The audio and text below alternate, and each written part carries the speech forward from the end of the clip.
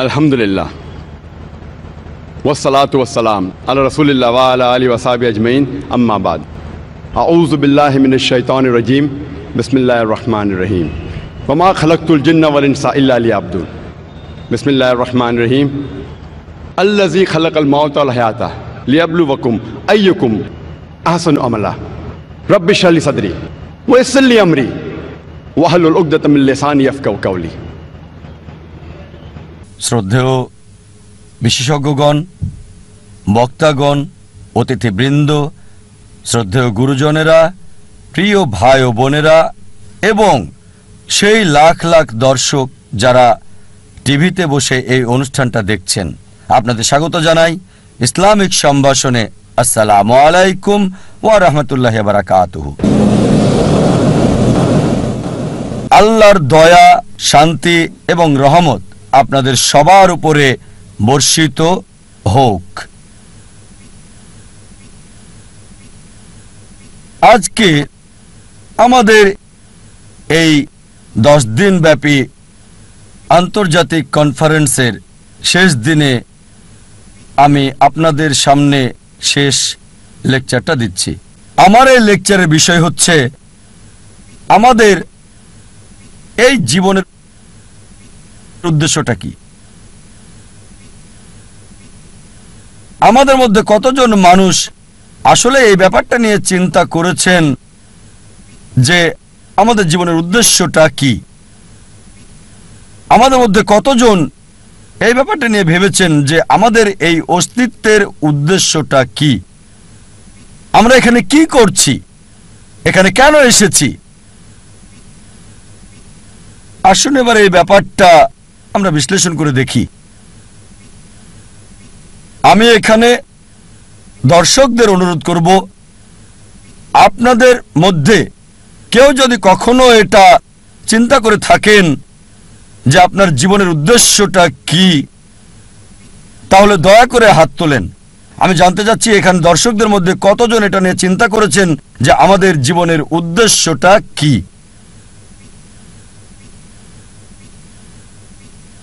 এখান থেকে দেখতে পাচ্ছি 10-15 জন, খুব বেশি হলে 100 জন।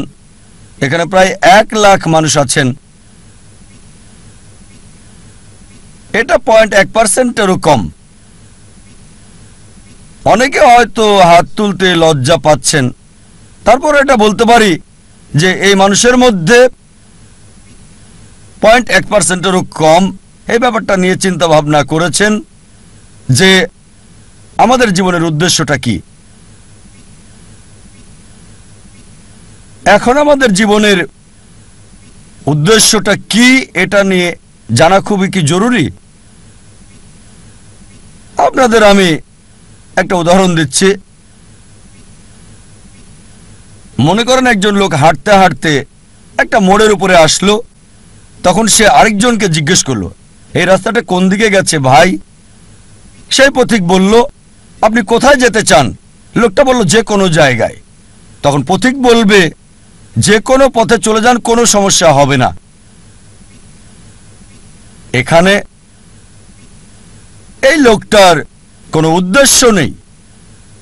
লোকটা যেসব কাজ করে তার সেই কাজগুলো কোনো পার্থক্য সৃষ্টি করে না, কারণ সে কোনো গন্তব্যে যায় না। আমাদের মধ্যে অনেকেই ঠিক এভাবেই জীবনযাপন করছেন। আপনাদের আরেকটা উদাহরণ দিচ্ছি। মনে করেন একজন বিল্ডার একটা বিল্ডিং বানাতে শুরু করলো। বিল্ডিংয়ের ভিত্তি বানানোর জন্য সে মাটিতে বড় একটা গর্ত তৈরি করলো। তাকে প্রশ্ন করা হলো, আপনার এই বিল্ডিংটা কত তলা পর্যন্ত হবে? সে বলল, আমি জানি না। বিল্ডিংটা কত স্কয়ার ফিট জুড়ে বানানো হচ্ছে? সে বলবে, চিন্তাই করিনি। সেই বিল্ডারের কোনো উদ্দেশ্যই নেই। একবার একজন লোক তার প্রতিবেশীকে বলল, আপনার কুকুরটা সব সময় গাড়ি দেখলে তার পিছনে ধাওয়া করে। ভাবছি এই কুকুরটা কখনো কি গাড়িটাকে ধরতে পারবে? প্রতিবেশী উত্তর দিল, কোনো গাড়িকে ধরতে পারবে কিনা সেটা নিয়ে ভাবছি না, আমি ভাবছি গাড়িটা ধরতে পারলে কুকুরটা তখন কি করবে। আর প্রতিবেশী কুকুরটার মালিক সে কিন্তু বুঝতে পারছে গাড়িটাকে ধরতে পারলে সে কুকুরটা তখন কি করবে। এখানে কুকুরটার উদ্দেশ্যটা কি? দুর্ভাগ্যজনকভাবে আমাদের অনেকেই আমাদের জীবনটাকে এভাবেই পার করে দিচ্ছি এই কুকুরটার মতোই। লোকজন গ্র্যাজুয়েশন করে, তাদের জিজ্ঞেস করবেন আপনি গ্র্যাজুয়েশন করছেন কেন? তারা কারণটা জানে না। কারণটা এই যে তারা গ্র্যাজুয়েট হতে চায়। গ্র্যাজুয়েশন শেষ করে আপনি কি করবেন সে বলল আমি জানি না। আমাদের বেশিরভাগই জীবনটাকে পার করছি গন্তব্য ছাড়া লোকটার মতো, অথবা সেই কুকুরটার মতো যে গাড়িকে ধরতে পেছনে ছুটছে কোনো উদ্দেশ্য ছাড়াই। আমাদের অনেকেই আমরা না বুঝেই অন্য মানুষের উদ্দেশ্যকে নকল করি। কোনো ছাত্রকে প্রশ্ন করবেন আপনি কমার্স পড়ছেন কেন? সে উত্তর দেবে কারণ আমার বন্ধু কমার্স পড়ছে। আবার অনেকেই বিভিন্ন অভিনেতা আর মডেলদের নকল করার চেষ্টা করে। তারা এটা না বুঝেই করে। একবার এক লোক গ্রাম থেকে বোম্বেতে আসলো বড়লোক হওয়ার জন্য। তাকে একবার প্রশ্ন করা হলো যে আপনি বোম্বেতে আসলেন কেন? সে তখন বলল আমি হিন্দি সিনেমায় দেখেছি অমিতাভ বচ্চন খুব গরিব ছিল, তারপর বোম্বেতে এসে এক রাতের মধ্যে অনেক বড়লোক হয়ে গেল। এজন্য আপনারা প্রায় দেখবেন বোম্বের আশেপাশের এলাকা থেকে লোকজন বোম্বেতে চলে আসে যাতে সে এক রাতে ধনী হয়ে যেতে পারে। এই কারণে আমরা দেখতে পাই বোম্বেতে বস্তির সংখ্যা বেড়েই যাচ্ছে। অনেক সময় আপনারা দেখবেন যে অভিনেতা আর মডেলরা ব্র্যান্ড অ্যাম্বাসাডর হয়, বিভিন্ন পণ্যের মার্কেটিংও করে।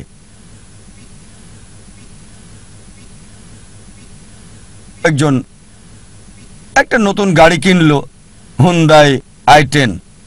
তাকে প্রশ্ন করা হলো আপনি এই গাড়িটা পছন্দ করলেন কেন? Hyundai i10। সে বলল আমার প্রিয় অভিনেতা শাহরুখ খান, তার একটা হুন্ডাই i10 আছে। আমি জানি না যে শাহরুখ খান ওই অ্যাড ছাড়া আর কখনো হুন্ডাই i10-এ বসেছেন কি না।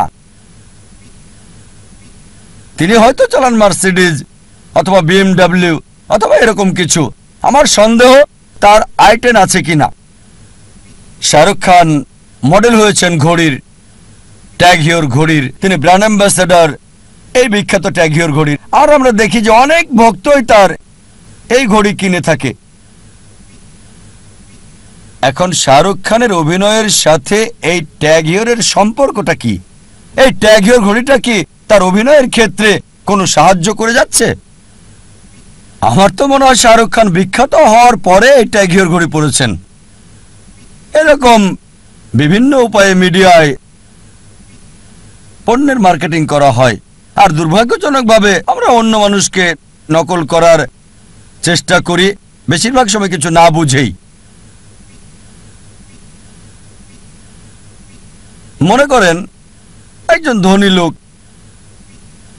একটা টেক্সটাইল মিল কিনলো। প্রশ্ন করা হলো আপনি এই টেক্সটাইল মিল কিনলেন কেন? সেই লোক বলল যে আমি খোঁজ খবর নিয়ে জানতে পেরেছি টেক্সটাইল ব্যবসায় অনেক বেশি লাভ করা যায়। তারপর জিজ্ঞেস করা হলো আপনার কাছে কি কোনো ভালো রিপোর্ট আছে? সে বলল না। ব্যবসা দেখাশোনার জন্য কি কাউকে ঠিক করেছেন? কাউকে সেই কোম্পানির চিফ এক্সিকিউটিভ অফিসার কি বানিয়েছেন? সে বলল না। এখানে কত % লাভ করতে চান আমি জানি না। তারপর কাঁচামাল কোথা থেকে কিনবেন ওটা তো চিন্তা করিনি। আপনি টেক্সটাইল বিক্রি করবেন কোথায়? সে বলল জানি না।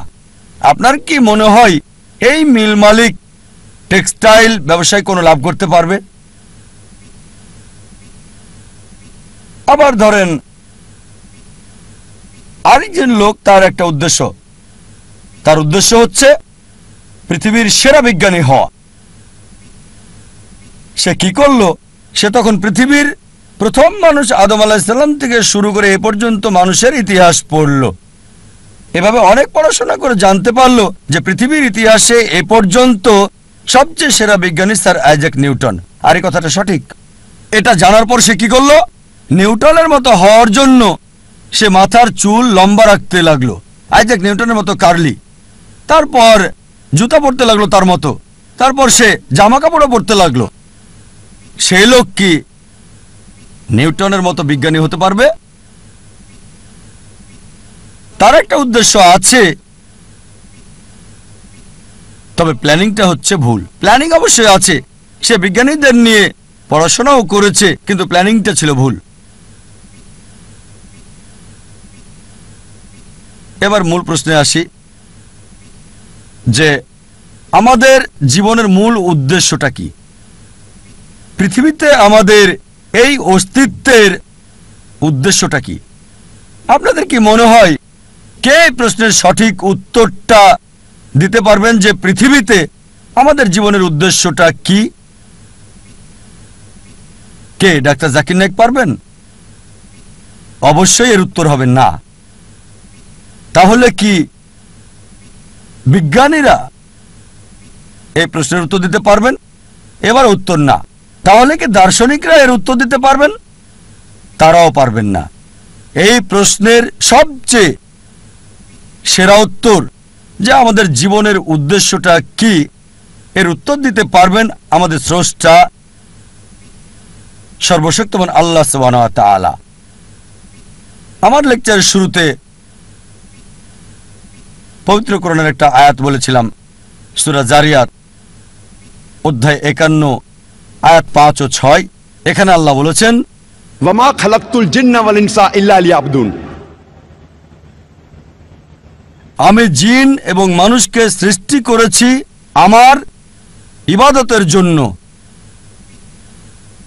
জিন এবং মানুষকে সৃষ্টি করেছি শুধু আমার ইবাদতের জন্য।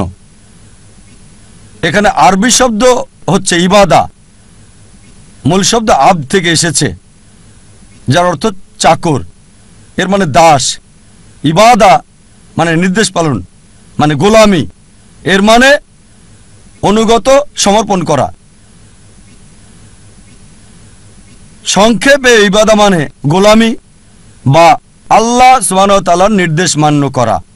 আমাদের স্রষ্টা সর্বশক্তিমান আল্লাহর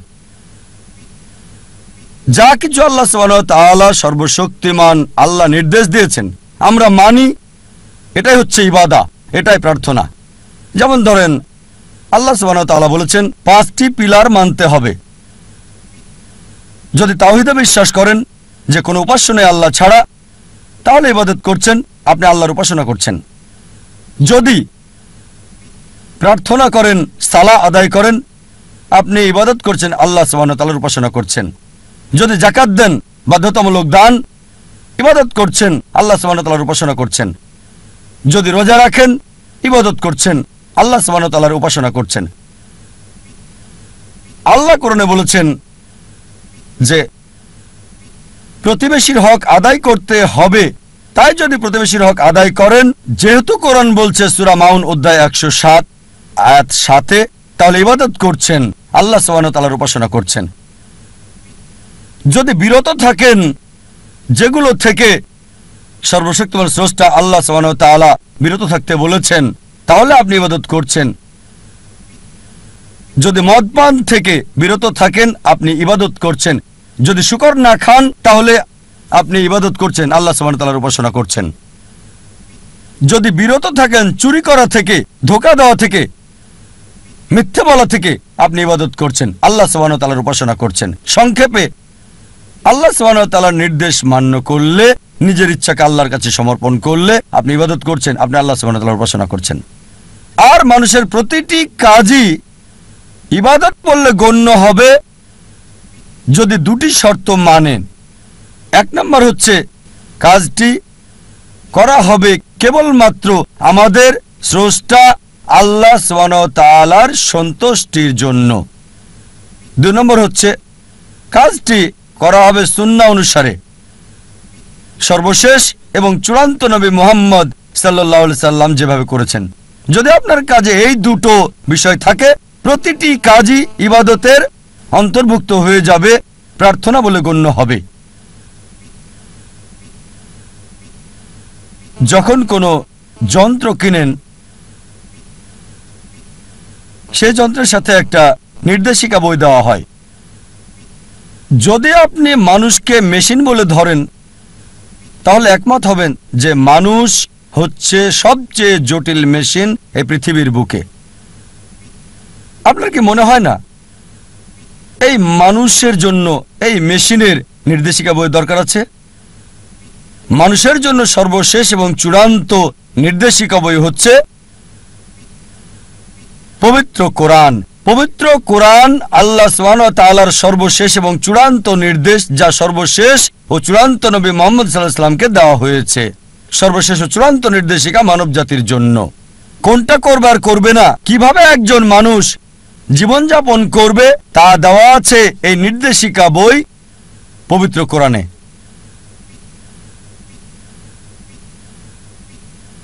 অনেকে আমাকে প্রশ্ন করে, কেন সর্বশক্তিমান আল্লাহ ইবাদত চান আমাদের?